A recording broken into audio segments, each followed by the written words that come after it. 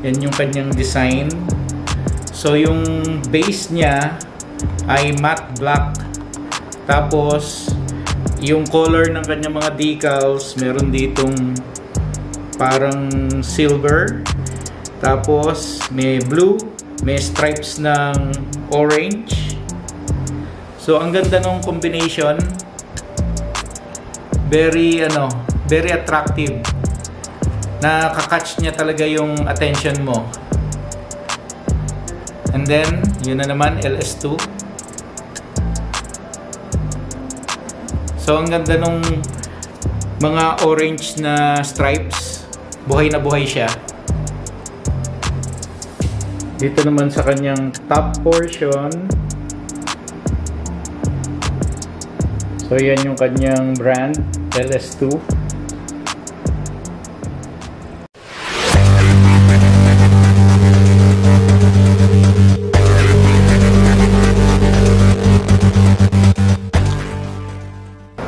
Magandang araw mga kaibigan. Welcome back to the channel. And for this video, share ko lang po sa inyo itong nabili kong helmet. Ganun din, gawan ko na siya ng short review. So, ito po yung kauna-unahang helmet na nabili ko. Kasi po yung ginagamit ko dati, bigay lang po ito sa akin ng Motorstar. Okay din naman po ito, kaya lang syempre dahil libre lang ito, hindi tayo masyadong makakaasa na mapoprotektahan niya tayo ng ganong kaganda. Unlike po dito syempre sa mga proper helmet, iba yung level of protection na may bibigay sa atin ito. Hindi po ako expert sa pagre-review ng mga helmet. Kumbaga, share ko lang sa inyo yung kanyang specs. So, unahin ko po dito sa kanyang lens. Nung makuha ko, wala itong free lens. Unlike po ng ibang brand, especially yung mga Spider, isa rin po sa mga tinitignan ko yan eh. Lagi silang may free lens. So, usually tinted yung kanyang nakakabit and then may free siya na clear. Pero tinanong ko rin yung sales lady kung maglalabas ba ang LS2 ng lens para dito sa Stream 2. Sabi niya, sa ngayon wala pa kasi kalalabas lang nito eh. Hindi ko lang alam kung sa ibang branch ng Moto World baka available na yung lens nito. So siguro maghahanap na lang ako. So again, para dito sa kanyang lens, para mabuksan yan, meron dito yung mechanism. Pipindutin mo, tsaka mo iangat. Tapos pag inangat mo yan, meron siyang dalawang notch. Isa, dalawa. Matigas siyang itulak. Kaya sa tingin ko, pag mabilis ang takbo mo, tapos bigla kang huminto, kahit nakaangat yan, sa tingin ko hindi yan basta-basta babagsak. Nararanasan ko kasi dito yun sa, sa binigay ng Motorstar. Konting preno lang, bumabagsak siya agad. Pero dito mukhang mukhang maganda yung mechanism niya. Tapos ang kagandahan din sa lens nito, pin lock ready na yan. Tapos pag tinignan din natin dito sa loob, pagka mga nagsusot kayo ng salamin, eyewear ready na rin po ito. Maluwag yung mga space niya rito sa gilid, kaya mai-shoot nyo yung inyong mga salamin. Meron din siyang cover dito.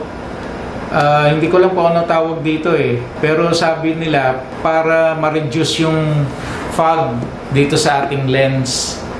Pero since pin lock ready na naman yung mga lens natin, mas maganda lagyan na lang natin ng anti-fog. So para dito sa Stream 2, hindi pa rin ako sure kung available na siya. Pero okay lang yon kasi marami namang nabibiling universal at madali lang din namang ikabit yun. Dito naman sa kanyang top portion, andito yung kanyang air intake. So, pwedeng pumasok yung hangin dyan habang umaandar tayo. Dalawa actually yan eh. Meron dyan sa ibabaw at meron din dito sa chin.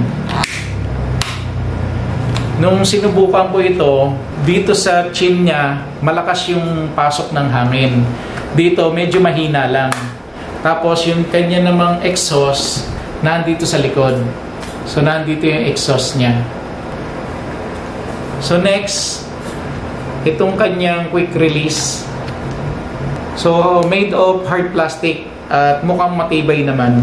Tapos, yung kanyang foam, ito ay hypoallergenic na laser cut. ang isa sa nagustuhan ko dito sa LS2, ito yung pinakamagandang foam na nakita ko. Kaya nag-decide din ako na ito ang bilhin. Unang-una, hindi ganun kalambot yung foam niya, unlike nung ibang brand, at hindi rin naman katigasan. Tapos, makapal yung foam niya. Kaya sa tingin ko, tatagal ito. Tapos, meron din itong emergency pull para in case na may mangyari sa rider, madaling hahatakin itong mga tabs na ito para ma-release itong cheek pad. And then, meron din siyang chin guard. So, nung tinesting ko ito, may wind noise pa rin na pumapasok kahit may chin guard siya. Pero very minimal lang yon. Actually, yung wind noise nga na naririnig ko, sa tingin ko, galing dito sa vent niya rito. Yung shell po na ito is made of KPA. So, andito po yan sa likod. Ang ibig sabihin po niyan, kinetic polymer alloy. Bagong technology po yan ng LS2. Mas resistant siya sa mga impact. Pag nag-impact ka at kumayo dito, mas madulas. Hindi yung agad-agad mauupod at saka mabibiyak. Tapos, ang kanyang approval ay ECE 22.06. So, nandito din po yan. At the same time, meron siyang PS Mark. So, very safe po itong ating bagong helmet. Nung unang pumunta ako dun sa store, ang talagang hinahanap ko ay yung LS2 Storm 2. Kaya lang, naubusan po ako ng size. Kasi ang sukat ko po, XL. At ang preferred color ko po sana, white. So, nagtingin po ako sa ibang model nila. Ang natitira na lang po ay itong Stream 2 na naka-graphics. Well, nung una ko pong makita ito, nagustuhan ko na rin talaga yung graphics niya. Dahil very attractive po siya.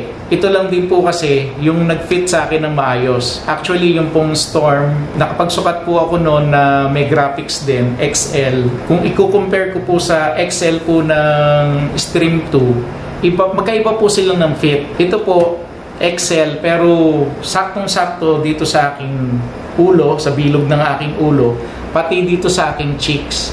Kasi medyo makapal po yung aking pisngi eh.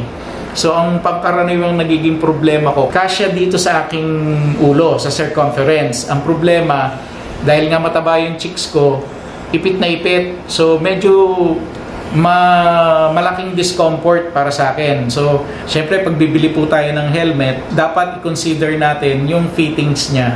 Pero, i-consider din natin yung comfortability natin. Kasi kung may discomfort po tayong nararamdaman, paano tayo magra-rides ng maayos? So, ang may sasuggest ko lang po o mapapayo ko sa mga bibili po ng helmet, mas maganda pumunta po kayo sa shop. Tapos, isa-isa nyong i-fit. Tapos, bago ko po makalimutan, dual lens nga po pala ito. So, meron pa rin siyang tinted lens dyan sa loob. So, dito lang po yung kanyang lever. So, try ko po, i-fit ko.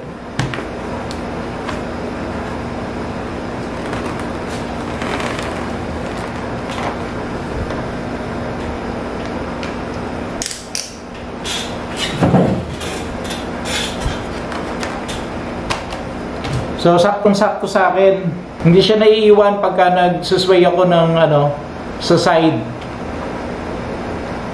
Kapit na kapit. So, yun yung side view. Yan yung back view.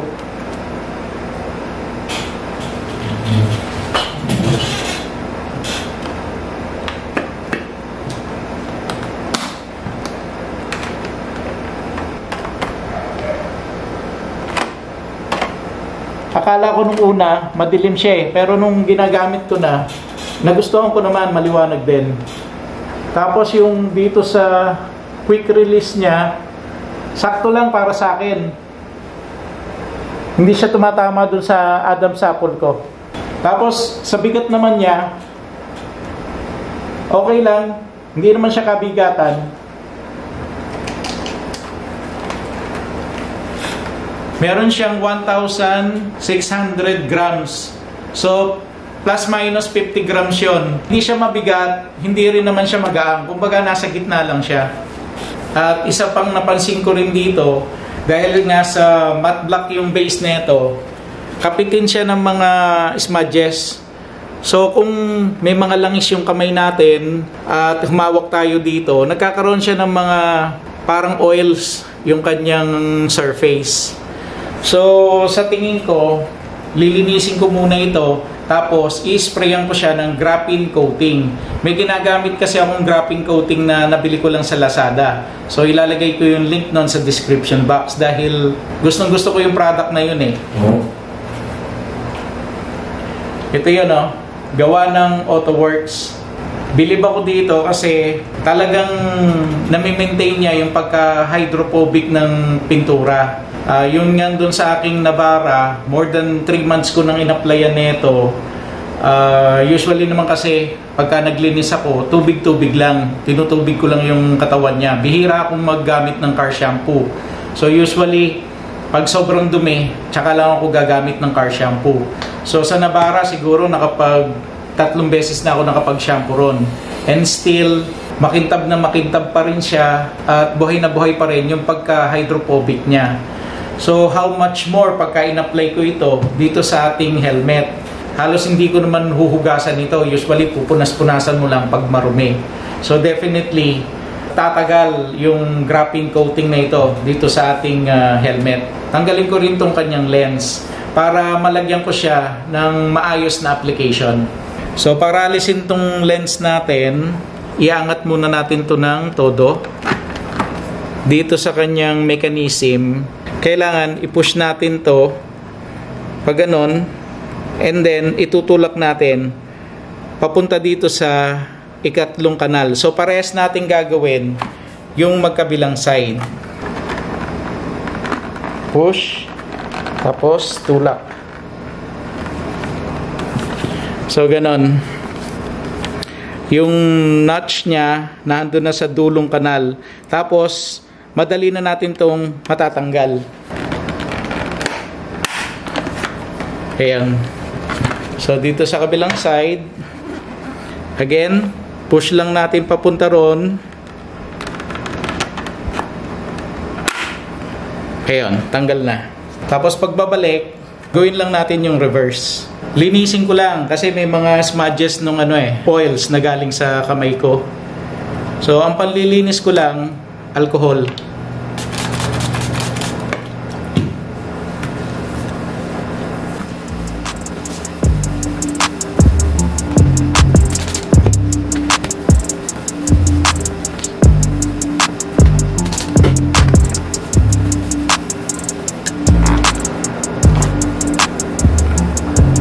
Itong lens, linisin ko rin ng alcohol.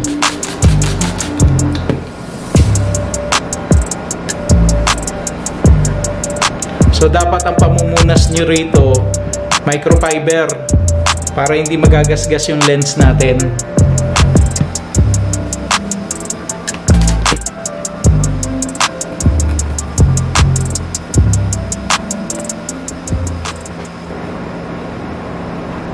So, okay na itong mga to. Pwede na tayo mag-apply ng graphene coating. Unahin ko na itong lens niya.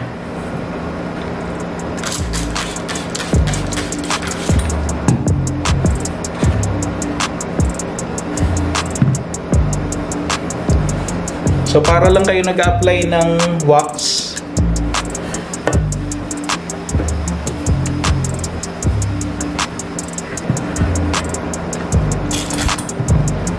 pati dito sa loob, lalagyan ko rin.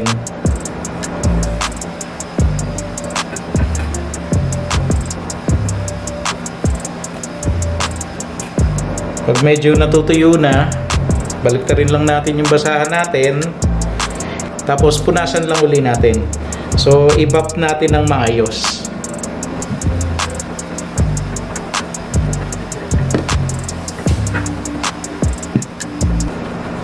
So pag gumamit kayo ng graphene coating na ito, manonotice nyo na nagbabago yung surface niya. Kung makintab na siya dati, mas lalo siyang kikintab o magiging smooth. Walang pinakaiba dun sa in-apply kong ceramic coating dun sa aking motorsiklo. Di ba makintab na talaga yung aking paint dahil sa brand new yung motor. Pero nung nilagyan ko ng ceramic coat, para siyang nagkaroon ng layer of glass. So same lang dito yan sa graphene coating. Kaya lang syempre, dahil sa spray ito, mas matibay yung yung liquid type na ina-apply kaysa dito sa mga spray. So okay na to. Gawin ko na tong helmet natin.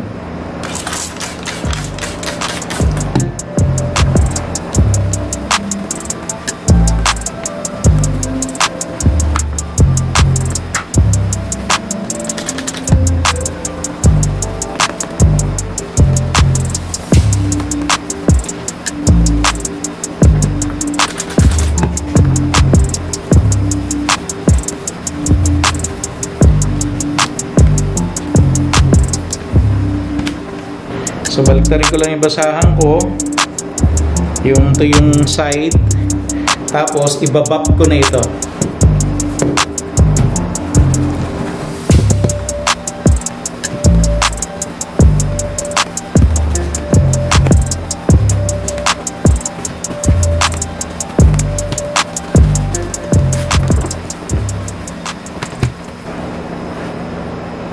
So okay na to.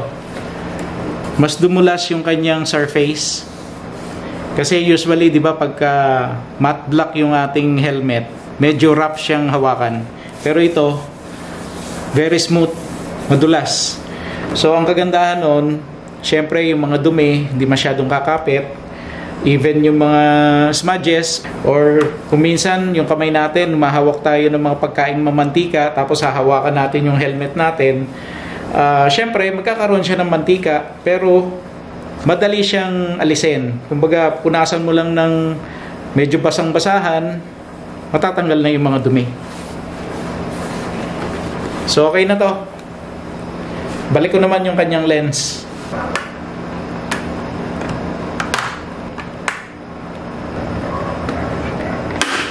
So, okay na siya. Kapit na ulit. So okay na po ito. At ganun din, sana nakakuha po kayo ng idea sa ginawa nating short review dito sa ating helmet. Ganun din po, sana nakakuha po kayo ng tip kung paano lilinisin or i-prevent yung mga smudges at mga dumi dito sa mga matte black na helmet. So if you like this video, please share, like, and subscribe to my YouTube channel. And don't forget to click the notification bell para lagi po kayong updated every time na mag-upload po ako ng bagong video. So mga kaibigan, marami pong salamat and I hope to see you again on my next video. God bless!